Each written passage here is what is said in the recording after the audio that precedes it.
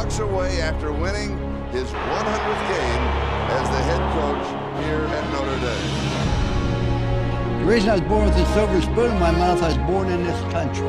It isn't what you have, it's what you're taught about the values of life. We trying to save souls.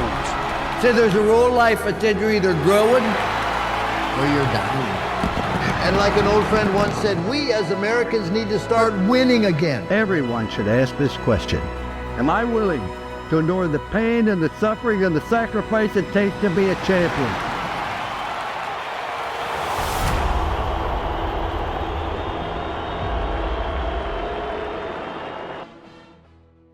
Greetings and welcome to the Lou Holtz podcast. The longer we do this, the more professional I become, but I hope you understand I'm merely an amateur. But this podcast is not about Republicans, Democrats, Independents. It isn't about color, black, white, yellow, any color in between. It's about how do we bring back the culture of this country. And that to me is the most important thing. And so to do that, we've had different guests. I don't know if we've ever had one guest who makes me as proud as the young man today, that's Pat Eilers. Before founding Transition Equity Partners, LLC, Pat was a managing director of BlackRock Infrastructure. There he served on the investment committee for the Global Renewable Power and Global Energy and Power Infrastructure Funds. Prior to BlackRock, Pat led Madison Dearborn Partners into the sustainable energy sector, overseeing the firm's energy, power, and chemical practice. Pat currently serves on the board of Trinity Gas Storage and Red Rock Energy. He graduated from the University of Notre Dame. As an athlete, Pat played on Notre Dame's 1988 National Championship team before spending 6 seasons in the NFL with Minnesota, Washington, and Chicago. So it gives me a great deal of pleasure to introduce a former athlete. Welcome, Pat. You've been a very successful athlete, but even more so as a businessman. But your greatest accomplishment might be as a husband and a father. It's great to have you on the show today, Pat. Obviously, I know how you ended up leaving Yale University and coming to Notre Dame. Would you tell the people your version of it, then I'll give you mine. Okay. We'll see if they're consistent.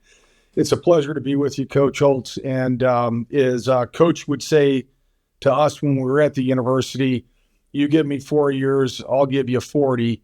And what Coach doesn't know is that all the players felt identical about Coach Holtz. We'd do anything for him. The little bit of background is I got injured in high school up in Minnesota, Coach, where you were at the University of Minnesota, when I was at St. Thomas Academy as a senior. And some of the Division I programs, I was a slow, skilled position player, as you know. And so I thought maybe I'd start off and go to the Ivy League where I felt I could play, get a good education. But going there for a year, it became evident to me that my heart was really at Notre Dame. When you were able to matriculate there as the head coach, and I was coming through for my sister's graduation. She was a 1985 graduate of the university. For her graduation, Coach was kind enough to give me about 5 or 10 minutes in his office. And I said, Coach, I'd put a transfer application in. I'd like to come to the University of Notre Dame in the fall. Could I walk on the team? And I think you said that you would afford me that opportunity. And I asked you subsequent to that, would I be able to earn a scholarship? And you said, if you're vying for a starting position, Pat, it's my approach to give those players a scholarship. And to your credit, I was a scout team tailback that fall, and I was moved to strong safety in the spring. And at the end of spring ball, I'm proud to say that you gave me enough reps, and I made enough plays not to get sent to the scout squad, but instead to be offered a scholarship at the University of Notre Dame. And it was one of the best decisions I've ever made. I got to tell you, I'm in my office, and this young man comes in. He's not very big, not very strong, not very fat. And he says, I want to transfer to Notre Dame. And I'm saying, we didn't build this program on transfers from the Ivy League, but I said, we don't take transfers. We don't give scholarships on that. However, if you want to apply to Notre Dame and transfer in on your own and walk on, we can't stop you from doing that. And that's exactly what you did. And you mentioned you played 3 different positions. That's because once you got on the scout squad, we saw the intangibles you had, and everybody wanted you. The defensive backfield wanted you, and we ended up putting you at wide receiver where you started for us. As a matter of fact, in the Miami 1988 game, the game of the century, they speak, our first touchdown was scored by Pat Eilers, not by Rocket Ishmael. Rocket Ishmael was in the backfield, but Rocket Ishmael blocked for Pat, and so that's how he ended up there. But boy, you just had tremendous success. From your first practice at Notre Dame, did you ever feel that you made a mistake? No, when I ultimately, and you were kind enough to give me the opportunity to transfer, I burned the boat, Coach. You know what I mean? I burned the canoe. I wasn't going back. I had to, and I kind of wore the effect of everybody at Yale, everybody in my hometown of Minnesota, St. Paul, knew that I had left Yale to go to Notre Dame to try to play football. And, so I wasn't looking back. I wasn't, I was going to give it my best every day and try to make it impossible for you not to play me. And by the way, Coach, made the call that I was able to get the ball, and anybody could have stumbled behind Dean Brown into the end zone. There's a lot of truth in that.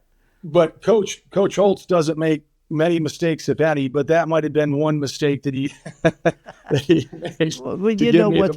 Well, what's amazing, when I remember, Pat, we were at practice one day, and we ran a play, and you got blown up. And yep. I said to you, Pat, maybe you should have stayed at Yale. And boy, did that turn you on. You said, run it again, and then you blew him up. So it was really amazing. What's the most memorable experience you have at Notre Dame? Yeah, that might have been, there's so many of them, Coach. I'm just grateful to be here with you today, to have gotten to know you and your family and your grandkids. But, there was, you think about that playing that spring, I kind of felt like that was inflection point. It was Andy Heck, who's one of my best friends, still coaching with the Kansas City Chiefs, offensive line coach. And he was playing tight end still at the time until you found him a position where he could be a first-round draft pick at left tackle. But he was on an arc block, came out, held me, running back got outside me. I had one responsibility, which was to turn the running back in, take on the arc block of the tight end, and turn him back to the linebackers. And, you did say, maybe you should have kept your ass at Yale. And I did. It kind of, and I thought my life was ending before you said, run it one more time. And so the next time I got one redo, and that time I got outside Andy's, outside shoulder, and turned the running back into the linebacker scraping. But, I'm grateful for the fact that you gave me one more shot, Coach, and I was able to continue to fool coaches for another 6 years after school as well. Well, everybody goes to the place like Notre Dame, wants to play in the NFL, but not very many people get that opportunity. What was it like to get the opportunity to play in the NFL? Yeah, it was for me. And there was back when I was in first grade at Nativity Grade School in St. Paul, Minnesota. In first grade, I said I wanted to be a Minnesota Viking. And the irony is, Coach helped me here. I was a free agent. I had 4 free agent offers. One was from Minnesota, and I was able to go up and make the team myself. Another guy, John Randall, became a Hall of Famer. He was the other free agent to make it that year. But it was a credit to the fundamentals that you taught me at Notre Dame that helped us be successful as individuals and as a team, that afforded me the ability to, to play for the 6 years I did in the NFL. And it's a tribute to you, Coach, and your staff for the fundamentals that you taught us and the intangibles that were important to you that allowed people like me that weren't as skilled below the neck to, to still compete and still contribute to a team's success. So I'm grateful for that. I wish I could take credit for your success, Pat, but you made it in the NFL because you were a good athlete, a good football player, but more importantly, you were a great teammate. I mean, I don't know if we've ever had a better teammate. What's a great teammate do? He shows up every day at practice. He plays on special team. He's great in the locker room. He encourages other people, and he's just a positive influence to be around. And that's a type of individual that you were. Now, following your career in the NFL, how did you end up in business, and why are you so successful in it? Well, I don't know if I'm successful. Every day I get up having to earn it. But I think it stems back to, it's actually, a lot of the gifts that Notre Dame has given me. Before my first training camp with Minnesota, a Notre Dame grad named Steve Rothmeyer gave me a job. I said, well, I don't want to get, I went to him, I said, I can only train maybe 3 hours, 4 hours a day. The rest of the time, I'm probably not going to make the team. I mean, the odds are I don't make it, right, as a free agent. So can you give me a shot just to get some experience? And he said, well, and I said, you don't have to pay me. He goes, well, I'll pay for parking. And I said, you got yourself a deal. And then I was fortunate enough to work a few off seasons. Back then you could, Coach, because they didn't have all the OTAs, right? And I never knew if I would make it any given year. And then Jay Jordan, who's a good friend of yours, another person I admire like you, a great mentor to me, finally gave me a job just before I went to training camp with the Chicago Bears the last season of my NFL career. And I ended up working for Jay. Jay's still a great friend, still a great mentor. And I just think I always worked during the off season because I knew professional football isn't a career. It's, it's like graduate school, right? And it's going to last, the average is 2.8 years. I knew I'd have to prepare for something after football. And I had, great mentors in Notre Dame, and Our Lady has given me that in my life. And I've tried not to take it for granted. And I've tried to do that at our firm. We got a couple other young Notre Dame athletes, John Sexton and the James Onwalu, that I'm trying to pay it forward as well. And they're doing phenomenal work, Coach. So as the success you have is just because you show up every day and you surround yourself with great people and a great team.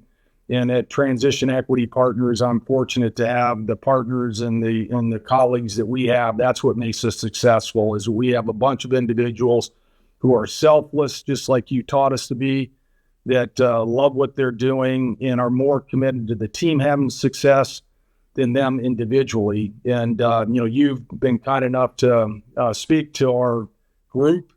And, we're just trying to emulate the success that how you taught us to put a team together, and for that team to have success, Coach. It's the same principles. It doesn't matter if it's football or business or any charitable activity. Every day get up, empty the tank, do the best you can, and contribute to the success of the organization that you're a part of. And and that's why we're just all blessed to be here in the United States of America as well, which I know is something that's near and dear to you as well.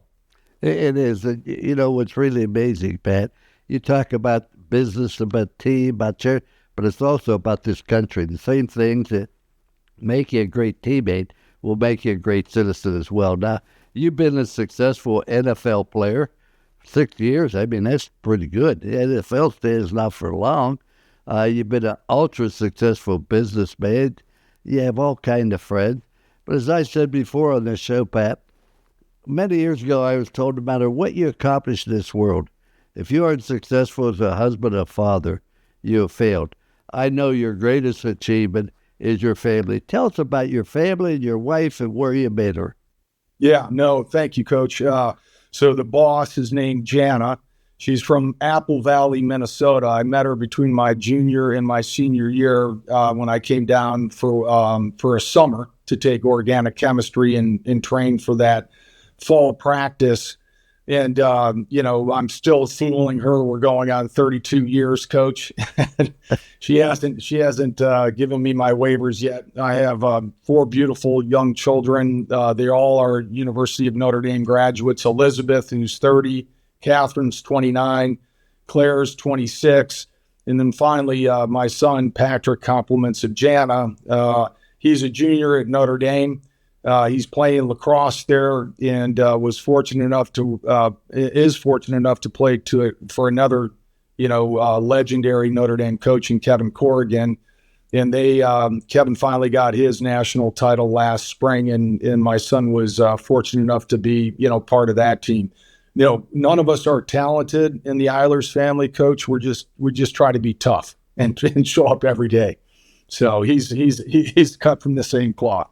That's all it is. I said success is 90% of showing up every day. Now, when you started, what inspired you to start your transition to equity partners? And what has been your greatest success or biggest obstacle since launching this venture? Yeah. I think what drove me, I was at a great firm, Madison Dearborn Partners. John Canning was the chairman, one of the leaders in private equity when the industry was being formed. And then I went to BlackRock. And BlackRock's it's the largest financial services organization in the world. A great firm. There was a big push at one point to do everything anti-fossil fuel, and we had. I have a conviction that natural gas is part of the transition fuel, Coach Holtz. That is part of the solution, along with renewables and batteries and electrical vehicles. And so there was before.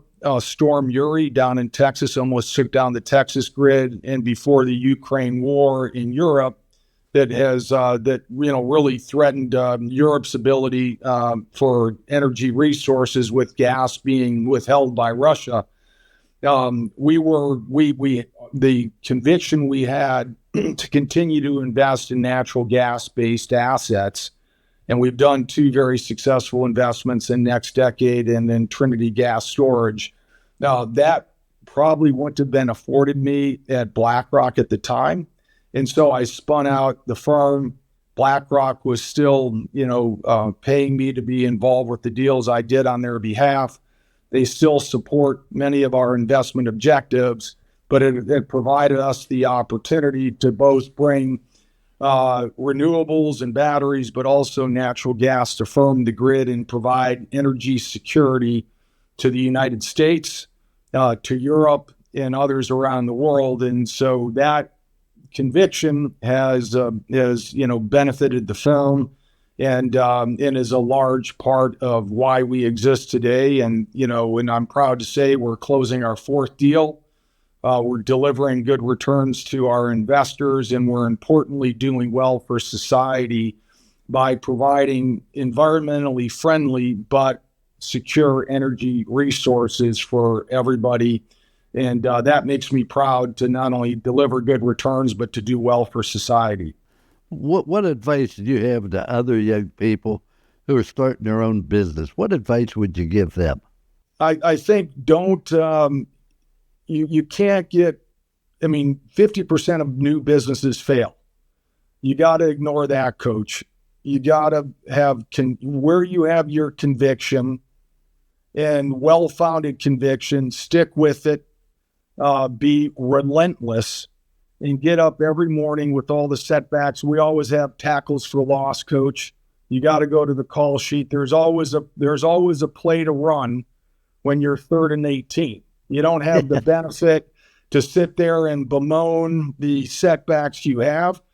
The game's being played. You got to go to the call sheet, call the next call, put your best personnel on the field, continue to play it, and don't ever give up. Every day, get up, work your tail off, go to bed, get ready to get up the next day.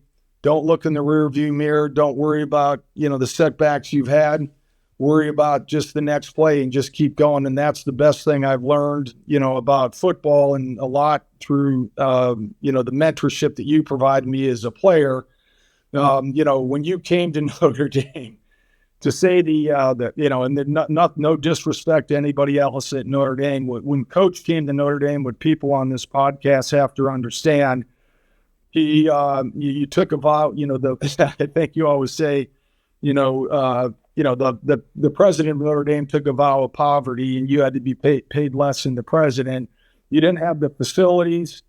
You didn't have the ability to get anybody in school that you wanted to get. And you came in, and within 3 years, we went undefeated and won a national title, and no one would have predicted that, Coach. So, what I apply in my daily, job is what you've taught us, since when you came to Notre Dame, is that you got to have pride in yourself, which is that personal responsibility and daily excellence, period. That's it. I appreciate your comments on that, but the one thing that I find is really messing with young people is they don't have the endurance, they don't have the perseverance, that they get discouraged too many times because they've never faced adversity or difficult. Whereas in your life, you look at your life, you've done nothing but overcome adversity and difficulty in order to be successful. And so God bless you for what you've done now. In 2014, you testified before Congress on big labor on college campuses, examining the consequences of unionizing student athletes. What was that like to appear before? What was the point you wanted to make?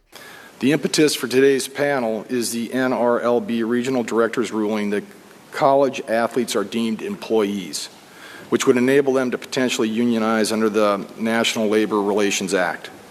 The union pursuit is a means to an end, a vehicle, if you will, to implement improvements to our collegiate athletic system. I believe there is little debate about necessary logical improvements, which I will describe. I believe the debate today should instead be focused on seeking the most effective vehicle to cause the implementation of these improvements. Yeah, I was asked to do it alongside Bernard Muir, who you may recall is the athletic director at Stanford still. He was at Notre Dame at one point, and then Ken Starr was the president of Baylor University. And so the three of us testified before Congress. It was when there was the push to unionize and make players at the collegiate level employees. And I think my summary, Coach, was, I played at Notre Dame. I was a student athlete and wanted to be one. And I also had the pleasure of playing for Joe Gibbs at the Washington Redskins in Washington, D.C., and I was an employee and wanted to be one. I didn't want to be an employee in college, and I think this whole NIL thing, it is what it is. It's not meant to be pay for play. It's not meant to be used for recruiting inducement. But I think there's going to be but being part of that presentation before Congress had specifically to do with should student athletes be employees of the university. I don't know. I don't know if that will prevail long term. It may happen that the student athletes become employees. But I think the unique experience I had playing for you at the University of Notre Dame, where there's a pursuit of excellence on the football field, in athletics in general, pursuit of excellence in the classroom, a pursuit of developing yourself spiritually. I think Notre Dame is the only university in our country that tries to pursue all three. That was special to me.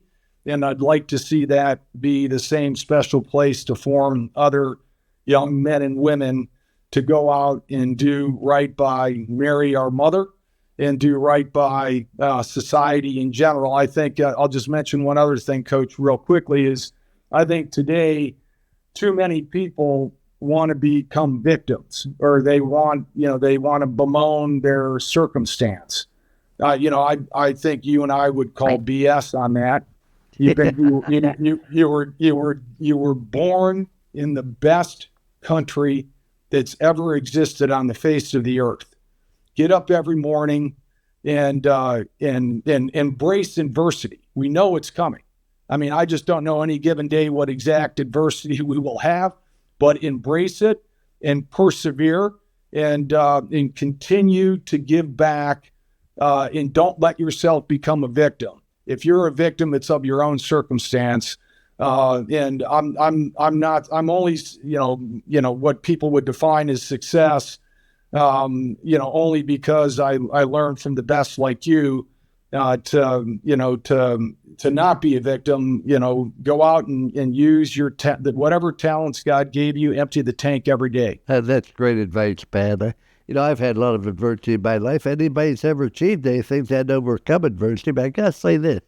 I never had a single adversity happen in my life that did turn out to be a positive in my life if I reacted favorably to it. Because success is built upon the failures that you've had in the past. What do you think college football is going to be like 10 years from now? It's an interesting question, right? I think there's going to be maybe a redistribution of some of the coaches' salaries that we've seen at some of the large universities that have great athletic programs. I think maybe some of that money will find its way to certain of the more elite, Heisman Trophy candidate type caliber players. I think, I'm hopeful that that doesn't destroy the very essence of what makes us all love college football, right? It's about the team. It's about the university. It's not about the individual.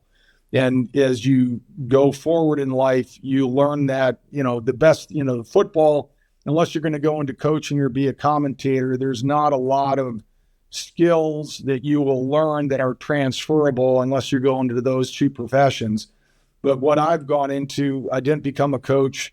I didn't become or I don't know if I could have been a radio or TV, commentator, but I've used the lessons, and I tell this to the young kids that are the football players of today, the teamwork, overcoming adversity, getting put down on the scout squad. That's a challenge. Now, are you going to go transfer, or are you going to prove that the coach was wrong? You can't but help you. Well, life is nothing more than a matter of choices. Wherever you are in this world, it's because of choices you make. You choose to persevere or give up. That's a choice you have there. And let's understand why we have college athletics, because it's the greatest learning lesson in this world. You learn, when you're on a team, you learn about perseverance, about difficulty, about being unselfish, working with others. The list goes on. And we're losing an awful lot of that as we go along. Now, as we wrap this up, Pat, you've been just a tremendous guest for me.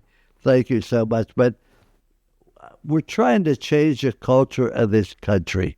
What holds a team together? What holds a business together? What holds a country? Or the culture, what you truly believe. We used to believe in rules and regulations and doing our best and helping other people, being accountable for what we did and not blaming other people. As we close, what do you think we have to do to change the culture of this country? Yeah, no, I kind of touched on it a little bit earlier, Coach. I think I don't think you're a victim if you were born in the United States of America. I think you were given an enormous advantage and opportunity to be able to contribute to society, to leave it better than where you found it for others that you can help. And one thing I should mention, I'd be remiss if I didn't. A great gentleman named Jack Shields has started something called Life After Notre Dame. And it's working with Coach Holtz's organizations called Holtz's Heroes, where we have been able to help those that were teammates of ourselves after the university. So with Reggie Brooks and Holtz's Heroes, and with Land and Jack Shields and Dr. Tom Carter, who was a teammate of mine that also played for Coach Holtz, finding mentors like you, Coach, like Jay Jordan, like Steve Rothmeyer, it's emulating them. It's then paying it forward to other people in your organization.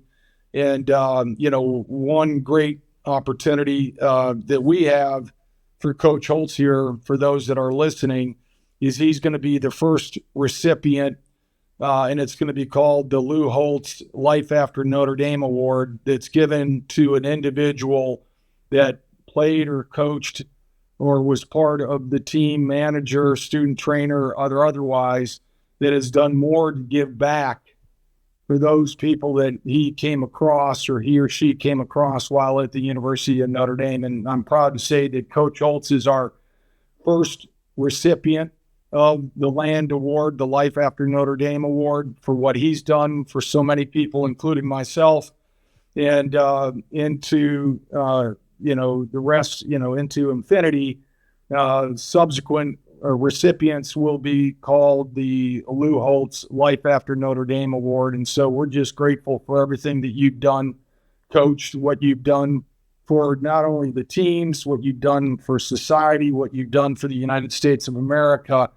And I think we all have an obligation to carry forward those values that Coach Holtz has espoused, and that's why he's been successful. That's why in his biggest success, I think, are those that have come across him that have been able to play for him. You are probably my best teacher at the University of Notre Dame, Coach, and so I'm grateful for that. It's great to be part of this, and God bless America.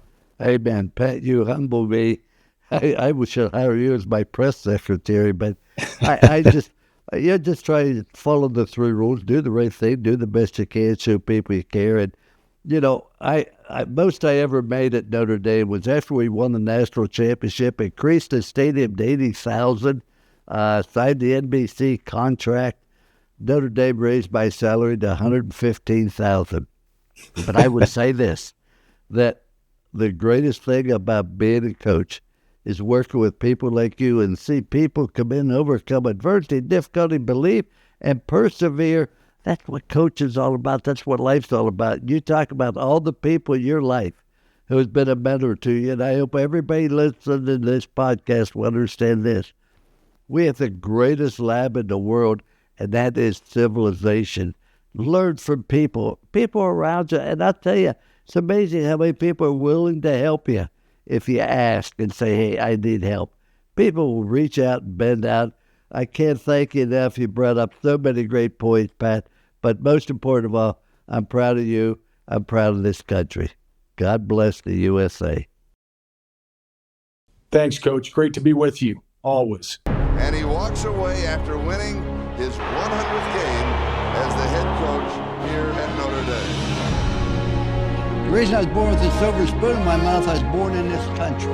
It isn't what you have, it's what you're taught about the values of life. We trying to save souls.